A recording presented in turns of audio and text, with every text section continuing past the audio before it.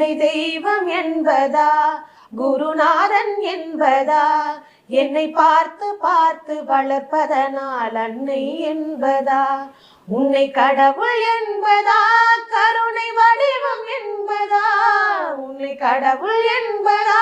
கருணை வடிவம் என்பதா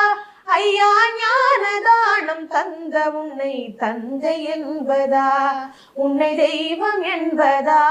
குருநாதன் என்பதா